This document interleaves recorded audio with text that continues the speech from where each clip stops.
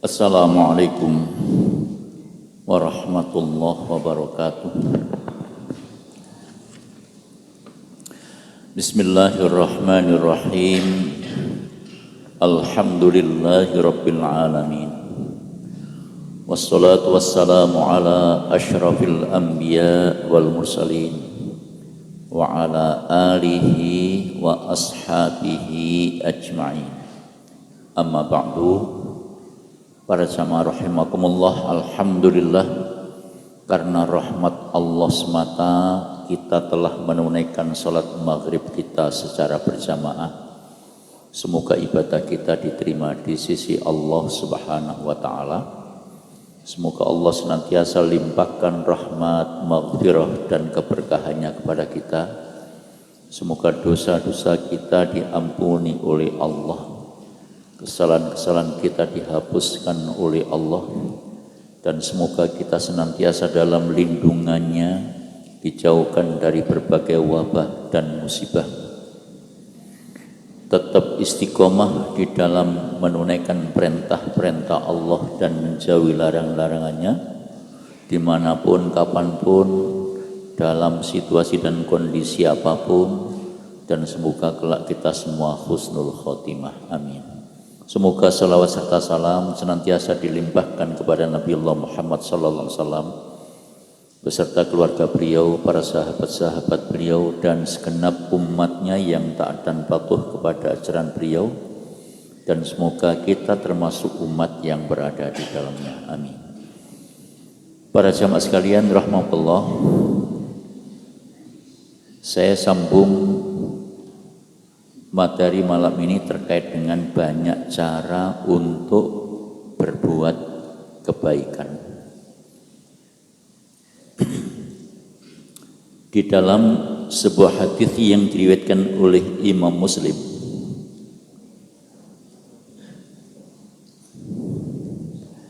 Abu Hurairah menceritakan,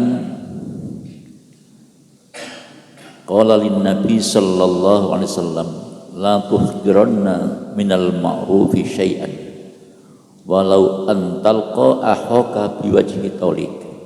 Hadis riwayat Imam Muslim.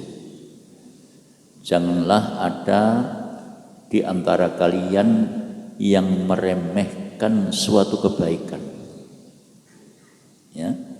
Jangan ada di antara kalian yang meremehkan tentang suatu kebaikan, walaupun hanya dalam wujud ketika ketemu konco, ketika ketemu tonggo, ketika ketemu orang lain, kemudian tampil dengan senyum. Jadi senyum tok itu sudah termasuk sedekah, masya Allah. Tapi gak oleh nek senyum dewean, karena konco ini terus guyang-guyu. Nah, itu nanti akan banyak yang mempertanyakan, oleh kapan regumu? Jadi ketika kita ketemu teman, ketika kita ketemu tonggo, ya, kemudian kita, walaupun kita tidak ngomong apa-apa, tapi tampil dengan wajah yang berseri-seri, orang berdudut, orang mencureng, nah itu sudah bagian dari sedekah, masya Allah. Jadi bersedekah di dalam Islam itu wilayahnya sangat luas,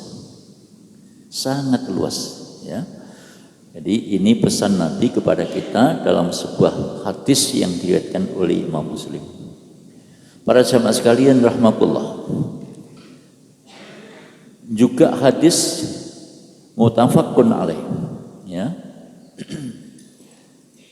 An Abi Hurairah radhiyallahu anhu qala Rasulullah SAW, kullu sulami minan nasi alaihi sadaqah, kullu yaumin tatlu fihi syadaqah, kullu yaumin tatlu fihi syams. Setiap ruas tulang yang ada pada kita manusia ini, ya, setiap ruas tulang, jadi di dalam diri kita ini banyak ruas tulang. Dalam hadis yang lain Rasulullah mengemukakan ruas tulang yang ada pada setiap manusia itu jumlahnya 360. Ruas tulang niku enggak-enggak aneh loh. Napa ngeten bahasa liyan ini? Tekuan-tekuan. Jadi yang ada pada diri kita itu kata Nabi, Nabi itu bukan seorang dokter sebagaimana dokter-dokter umum, tapi karena petunjuk wahyu Nabi mengetahui sekalipun tidak pernah membongkar secara langsung fisik manusia. Dalam diri kita itu ada 360 ruas tulang. Masing-masing ruas tulang itu hendaknya setiap hari sepanjang matahari masih terbit, artinya sepanjang kita masih hidup, hendaknya kita sodakoi, ya, hendaknya disodakoi. Dalam hadis yang lain para sahabat sekalian rahmatullah, membaca kalimat thayyibah subhanallah walhamdulillah wala ilaha illallah wallahu akbar, itu sedekah.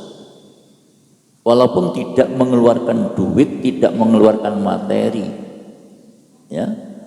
Tempo hari pernah saya sampaikan, sekelompok orang miskin mengadu kepada Nabi karena iri terhadap orang-orang kaya. Wahai Rasulullah, ya, orang-orang kaya itu bisa menunaikan sholat sebagaimana kami juga menunaikan sholat. Orang-orang kaya itu juga bisa juga menunaikan puasa sebagaimana kami menunaikan puasa. Tapi mereka itu bisa bersedekah dengan kelebihan harta mereka, ya, sementara kami tidak bisa. Lalu Nabi menyampaikan, qala awalaysa qad ja'alallahu lakum ma tasaddaquna Nabi. Tuh Allah itu sudah mengajarkan kepada kalian, nek mbok amalno itu bagian dari sedekah. Ya. Tiap-tiap kalimat tasbih, kullu tasbihatin sedekah, inna bi kulli tasbihatin sedekah. Sesungguhnya tiap-tiap bacaan subhanallah itu sedekah, wa bi kulli tahmidatin sedekah, dan tiap-tiap tahmid membaca alhamdulillah itu sedekah, wa bi kulli tahlilatin sedekah, tiap-tiap bacaan tahlil la ilaha illallah itu sedekah, wa bi kulli takbiratin sedekah, dan tiap-tiap bacaan takbir itu sedekah. Itu kalau digabung subhanallah walhamdulillah wala ilaha illallah wallahu akbar, itu sedekah. Ya, itu kalimat-kalimat thayyibah sekaligus untuk memperkokoh ketauhidan, untuk memperkokoh keimanan, kangge nguwataken keimanan, kangge njaga ketauhidan kita. Nabi paringi petunjuk maca subhanallah walhamdulillah wala ilaha illallah wallahu akbar.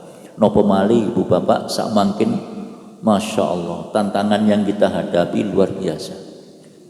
Saya tempo hari menemukan di media sosial itu ilmuwan Nasrani, ilmuwan Kristen telah mendeklarasikan diri untuk melakukan gerakan kristenisasi, ya, mendeklarasikan diri untuk melakukan gerakan kristenisasi mulai Sabang sampai Merauke. Itu mereka lakukan di bulan Juli kemarin, bertempat di Bandung. Ya. Nah, ini juga bagian dari tantangan. Kalau kemudian orang itu tidak berupaya menjaga keimanannya, memperkuat ketauhidannya, maka tidak mustahil kemudian gampang terkecoh, gampang terpengaruh. Na'udzubillah. Dan juga muncul lagi nyun sewu, orang-orang yang berpaham liberal mengatakan hadis Nabi itu cuma catatan sejarah. Ya, hadis Nabi itu cuma catatan sejarah, Masya Allah. Itu berarti ngajak wong tidak percaya kepada Nabi. Sing koyo ngoten niku sampun nate muncul di tahun 80-an. Yang lazim disebut dengan istilah ingkarus sunnah, menolak sunnah. Menolak sunnah itu berarti menolak Nabi. Na'udzubillah min dzalik. Wah, ini tantangan ke depan lebih kompleks Ibu Bapak sekalian, lebih kompleks. Ya, jadi mereka maunya hanya mengajak kepada kita untuk mengikuti Quran saja, tidak usah mengikuti sunnah Nabi. Sebab sunnah hadis Nabi itu cuma catatan sejarah. Masya Allah. Wah, ini gawat. Namun demikian, kalau kemudian orang umat Islam ini tetap berpegang teguh dengan petunjuk Allah dan Rasulnya, insya Allah tidak akan gampang terkecoh, tidak gampang terpengaruh, tidak gampang tergoda. Maka salah satu di antara upaya memperkuat keimanan adalah membiasakan diri membaca kalimat-kalimat thayyibah. Dalam hadis yang lain, Nabi pernah menyampaikan kepada para sahabatnya, An Abi Hurairah radhiyallahu anhu qala Rasulullah SAW, jaddidu imanakum, perbarui keimanan. Ya, kuatkan kembali keimanan. Toton mana keimanan? Qalu, para sahabat tanglet dumateng Nabi, ya Rasulullah, wa kaifa nujaddidu imanana, dos pundi carane memperbarui, menata kembali keimanan kami itu? Qala aktsiru min qauli la ilaha illallah. Kowe sing akeh maca kalimat la ilaha illallah. Tapi tidak usah demo. Cukup dibaca, didengarkan oleh dirinya sendiri. Ya. Tidak usah dengan suara-suara keras. Nah, kembali kepada hadis yang saya bacakan ini, kullu sulami minan nas alaihi shadaqah kullu yaumin tatlu fi syams. Saben-saben menungso niku nggih, niku nggadhahi ruas tulang dalam dirinya, dan masing-masing ruas tulang itu perlu disedekahkan. Rasul Nabi begitu. Nah, dalam hadis yang lain, salah satu di antara wujud sedekah itu adalah membiasakan diri membaca kalimat-kalimat thayyibah, kalimat-kalimat sing apik. Subhanallah walhamdulillah wala ilaha illallah wallahu akbar.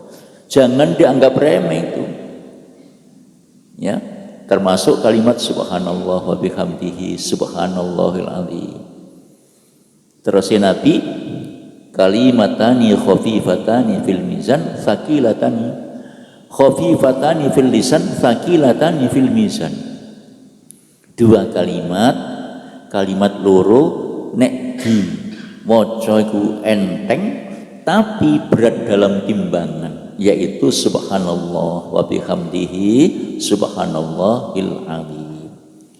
Lan subhanallah walhamdulillah wala ilaha illallah wallahu akbar niku terus Nabi tamengnya api neraka dalam hadis Imam An-Nasai. Jadi membiasakan diri maca subhanallah walhamdulillah wala ilaha illallah wallahu akbar niku berarti membentengi awake dhewe ojo sampai kesamber api neraka niku. Para jamaah sekalian rahmatullah, termasuk maca la haula wala quwata illa billah niku terus Nabi perbendaharaan surga, ya, perbendaharaan surga niku kalimat-kalimat thayyibah, termasuk membiasakan diri maca sholawat Allahumma sholli ala Muhammad wa ala ali Muhammad. Tapi lagi-lagi saya sampaikan, tidak perlu dengan demo, tidak perlu dengan suara-suara keras, ya, itu. Kapan itu dibaca? Kapan saja, pagi, siang, sore, malam, sambil duduk-duduk, sambil berbaring, klesetan, ambek melaku, nggih, mboten napa-napa. Ning dukur kendaraan, ya, niku. Saya lanjutkan. Ta'dilu bainal itsnain shadaqah. Ana wong loro eker, ya. Jatokan, jotaan kok jatokan. Jotaan niku bahasa daerah lain. Nek teng mriki ngoten gak wawu ngono wae. Omane ana wong loro gak wawu, diwawukno, diakorno. Nggih, disambungno. Itu adalah sedekah. Itu sedekah. Termasuk salah satu bujuk yang dibolehkan oleh Nabi niku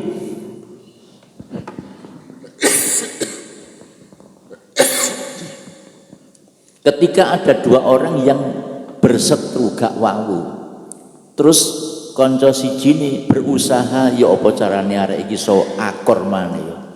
Nah, terus dibujuk. Bujuk ngeten mamane.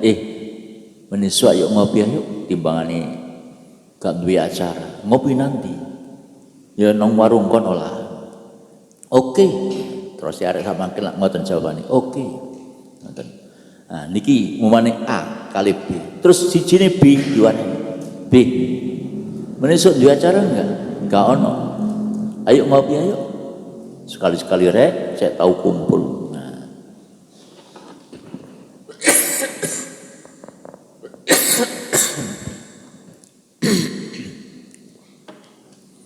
Walhasil jam piro ya jam 6:30 atau jam 6. Akhirnya ketemu ten warung niku.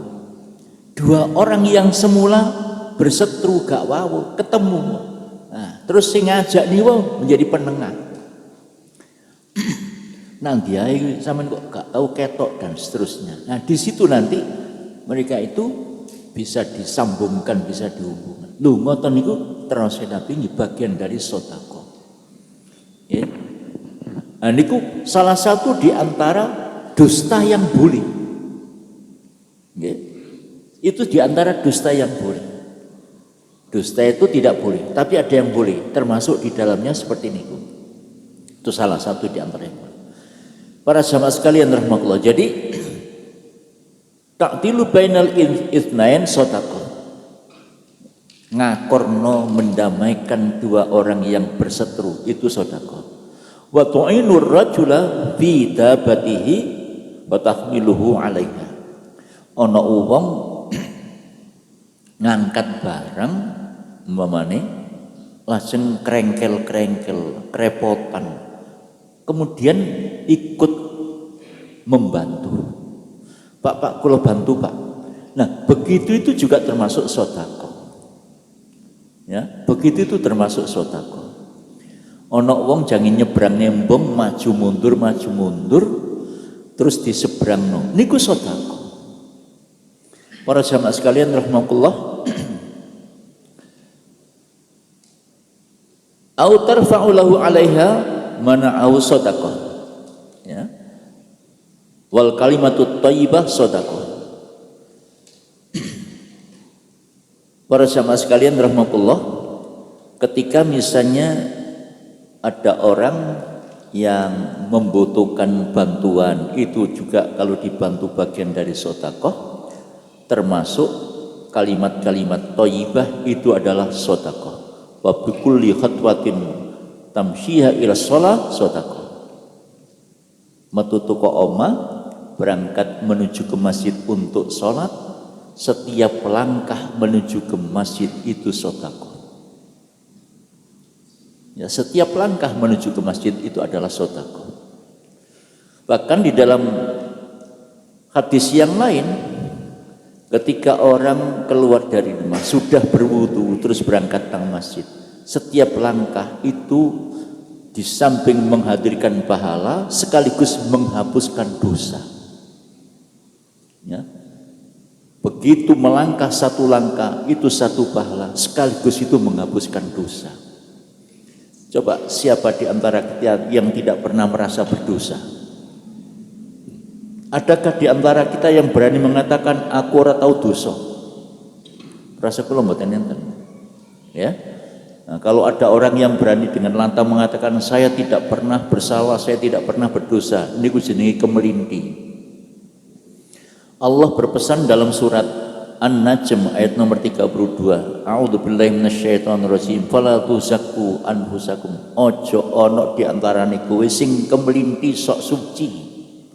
Sok gak tahu salah, sok gak tahu dosa.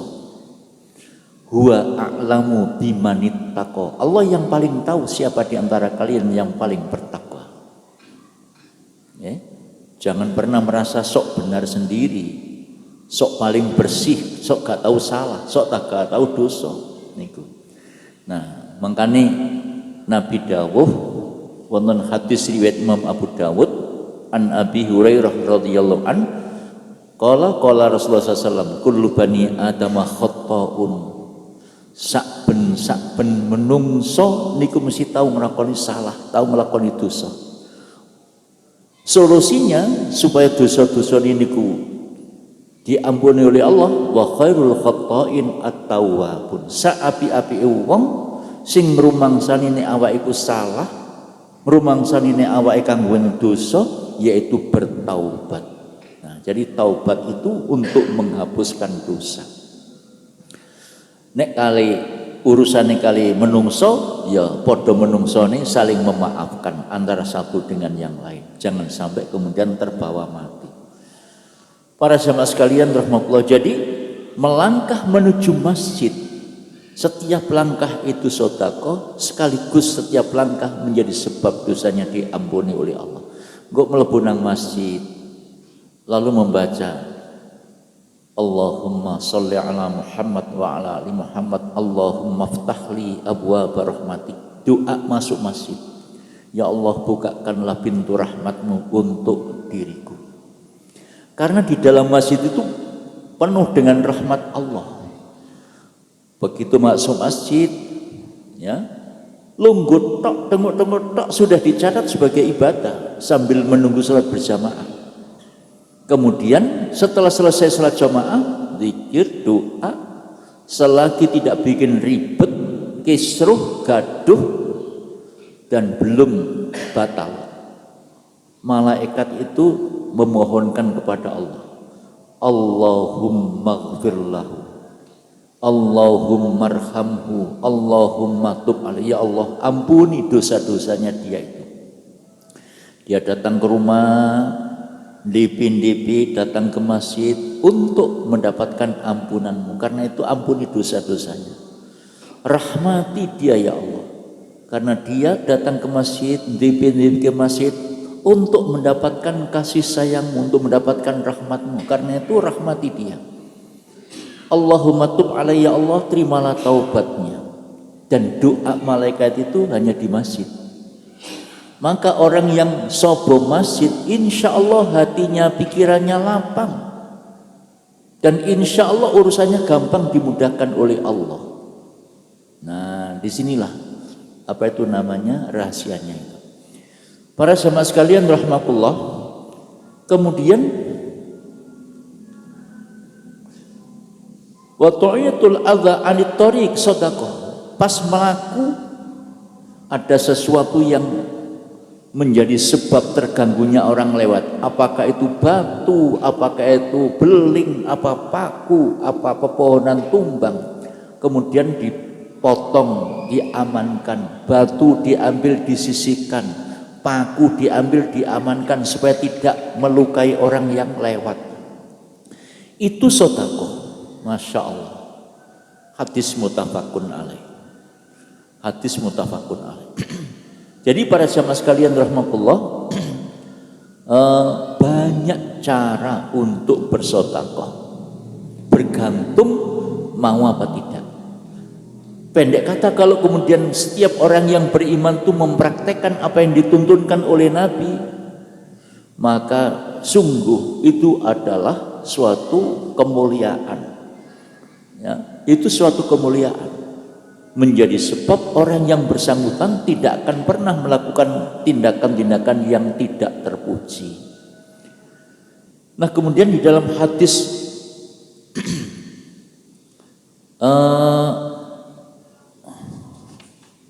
muttafaqun alaih, ya, an Abi Hurairah anin Nabi sallallahu alaihi wasallam qala man ghada ilal masjid auraha. Siapapun orangnya, laki ataupun perempuan, man ini umum, siapapun orangnya yang pergi ke masjid untuk menunaikan salat berjamaah pagi ataupun sore, ya, apa kata Rasulullah? A'addallahu lahu fil jannah, Allah siapkan tempatnya di dalam surga. Ya, Allah siapkan tempatnya di dalam surga. Nuzulan kullama ghada auraha, pagi sore menu sudah siap di atas meja nek cara ning donya ngoten. Ya. Menu apa yang dikehendaki sudah disiapkan oleh Allah. Itulah kenikmatan bagi penghuni surga. Dan setiap orang yang beriman mesti sing diarep-arep swargane Allah. Karena hidup di dunia ini tidak lama. Ya, lupa 70 tahun kok enggak lama, 80 tahun kok enggak lama. Itu sebentar. Ya, itu sebentar. Hidup yang kekal nanti di akhirat. Para jamaah sekalian rahimakumullah.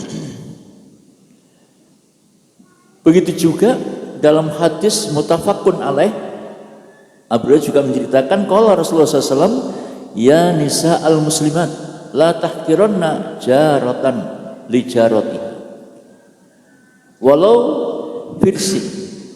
Wahai kaum muslimat, perempuan-perempuan muslimat, ya, perempuan-perempuan yang muslim, jangan pernah meremehkan, ya, jangan pernah meremehkan sedekah seseorang, walaupun orang itu katakan misalnya hanya bisa memberikan satu sampil kambing kepada tetangganya misalnya.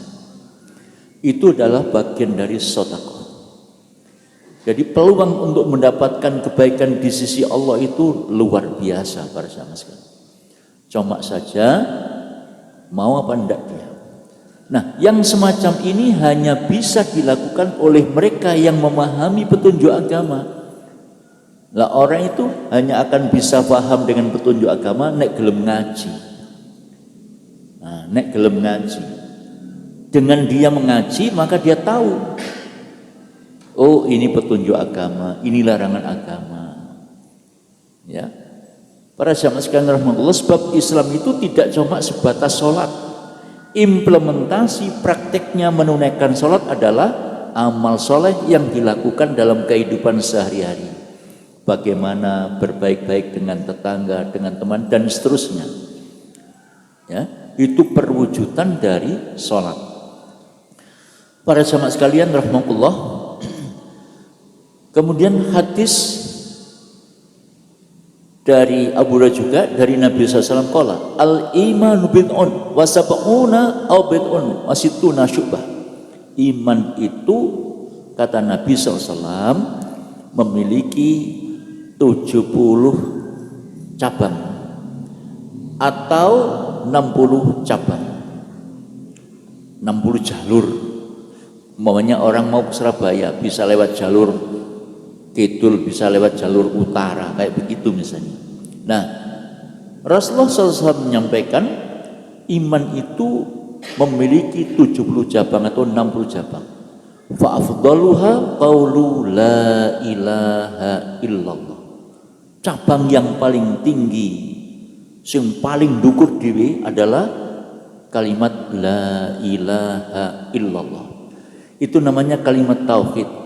Itulah yang diperjuangkan oleh para Rasul Allah, para Nabiullah untuk disampaikan kepada umatnya. Mulai Nabiullah Adam alaihissalam sampai Nabi Muhammad SAW sebagai Nabi yang terakhir.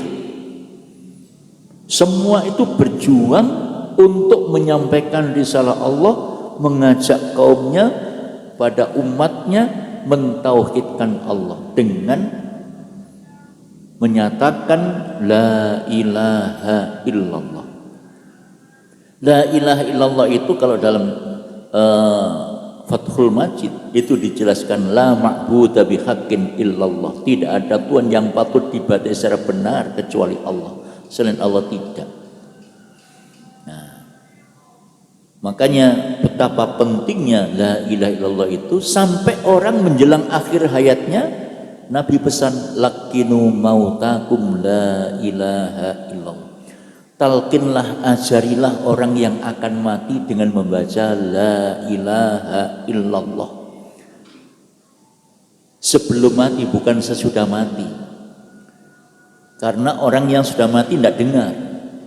Jadi kalau misalnya akan mati, orang dalam keadaan sakit, kelihatan sakitnya payah, perbanyaklah untuk mengajarkan kepadanya, menalkin kepadanya la ilaha illallah. Apa sebab? Bab Nabi mengatakan mangkola akhiru kalamihi la ilaha illallah dakhalal jannah. Sapa bae bolanang wetok pokoke arep mati maca la ilaha illallah dakhalal jannah. Abu Thalib paman Nabi ya adalah orang yang punya jasa besar kepada Nabi, membackup dakwahnya Nabi. Tapi Abu Thalib itu tidak mau masuk Islam. Menjelang akhir hayatnya, waktu sakaratul maut, Nabi menalkin ya ammi kul la ilaha illallah, paman sampean maca la ilaha illallah kalimatan asyhadu laka biha indallah. Kalimat itu paman nek sampean unekno, nek sampean waca, nek sampean muni la ilaha illallah, nanti akan aku jadikan saksi di hadapan Allah bahwa paman telah bertauhid kepada Allah. Tapi Abu Thalib ora gelem.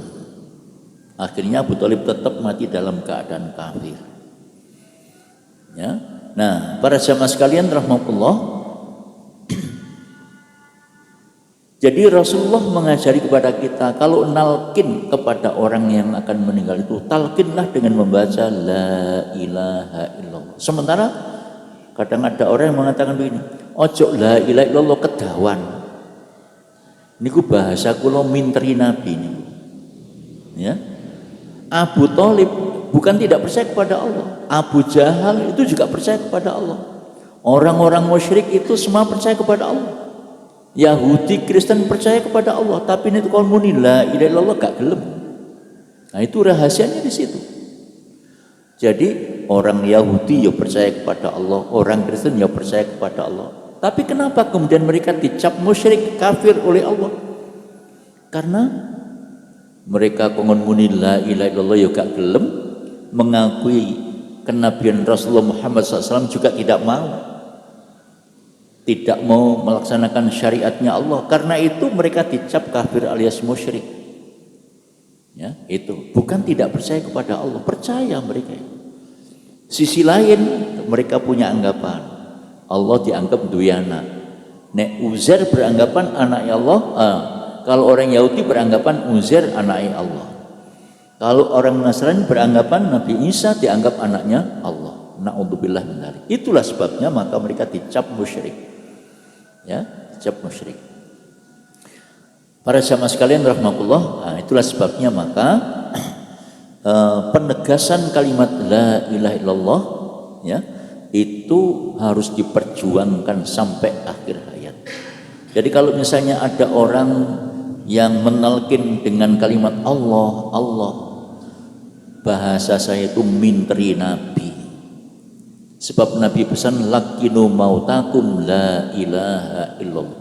Wuru ono wong sing arepe mati maca la ilaha illallah. Sebab Rasulullah mengatakan mangkola akhiru kalamihi la ilaha illallah dakhalal jannah. Sapa bae bolanang wedok nalikane jange mati kok muni la ilaha illallah dakhalal jannah, maka dia bakal masuk surga. Para jamaah sekalian rahmatullah, lebih lanjut. Wa adnaha imatatul adha 'anit thariq, termasuk cabang iman yang paling rendah adalah ketika berjalan ada penghalang jalan. Ya. Ada jalan yang ditutup oleh pohon yang tumbang. Ada batu-batu yang menghalangi orang lewat, terus diinggirno. Itu termasuk cabang keimanan. Itu bukti keimanan seseorang. Ya, itu bukti keimanan. Jadi Rasulullah cuma tegaskan paling tinggi adalah la ilaha illallah, paling rendah adalah imatatul adza 'anit thariq. Di luar dua itu apa? Ya termasuk sholat, puasa, zakat, haji, berbaik-baik dengan tetangga, ya, suka membantu, suka menolong, suka berinfak, suka bersedekah. Itu bagian dari iman. Ya, itu adalah implementasi perwujudan dari kalimat la ilaha illallah yang difahami kemudian diterapkan dalam kehidupan. Jadi orang-orang yang suka berinfak, suka bersedekah, suka menolong, itu pada hakikatnya Harapan akhirnya adalah mendapatkan keridhaan Allah sebagai bukti wujud keimanannya. Wal haya'u syu'batu minal iman, dan malu adalah bagian dari iman. Saya malu kalau tidak sholat, saya malu kalau tidak berjamaah. Sholat iya, tapi belum tentu orang yang sudah menunaikan sholat kemudian mengaktifkan diri berjamaah. Maka kalau orang itu kemudian menunaikan sholat lalu malu kalau tidak berjamaah, itu adalah bagian dari cabang iman. Malu kalau tidak bisa membantu kepada sesama, itu adalah bagian dari cabang iman. Malu kalau kemudian ngomong dengan omongan-omongan yang penuh kebohongan, itu adalah cabang iman. Ya, bujuk itu adalah perbuatan yang dilarang agama. Lalu saya malu kalau menjadi orang yang suka bujuk, itu adalah bagian dari cabang iman. Pendek kata para jamaah sekalian, ngelakoni kebaikan nopo kemawon, sepanjang itu diridhai oleh Allah, itu adalah bagian dari cabang iman. Afdaluha qaulu la ilaha illallah wa adnaha imatatul adha anit thariq. Paling tinggi adalah kalimat la ilaha illallah, dan yang terendah adalah menyisihkan, meminggirkan, mengamankan sesuatu yang mengganggu di jalan. Itu adalah cabang dari iman. Para jamaah sekalian rahimakumullah. Jadi wal haya'u syu'batu minal iman. Rasa malu itu juga bagian dari cabang iman. Melihat sesuatu yang itu bisa membahayakan orang lain, lalu dia malu untuk tidak mengamankan, artinya membiarkan supaya barang itu tetap di situ padahal itu membahayakan. Nah, ini berarti belum ada rasa malu di hadapan Allah. Kalau mau ambil itu nanti dipandang rendah oleh orang lain. Gengsi masa gagah ini kok dadak njukuk ngono misalnya.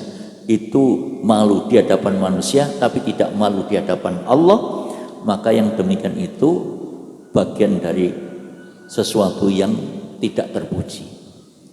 Para jamaah sekalian rahmatullah, di dalam hadis riwayat Muslim, an Abi Hurairah radhiyallahu anin Nabi sallallahu alaihi wasallam qala laqad ra'aitu rajulan yataqallabu fil jannah fi syajaratin qata'aha min dhahri tariq, ya, kanat tu'zil muslimin.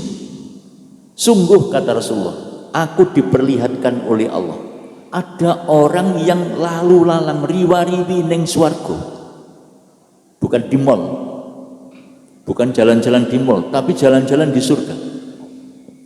Ya, para jamaah sekalian rahmatullah, ternyata sebabnya apa? Sebabnya itu sederhana. Fi syajaratin qata'aha min dhahri tariq, karena dia mengamankan pohon yang tumbang yang menutupi jalan. Sebab karena tu'dil muslimin, pohon itu akan mengganggu, menyakiti orang-orang muslim yang lewat.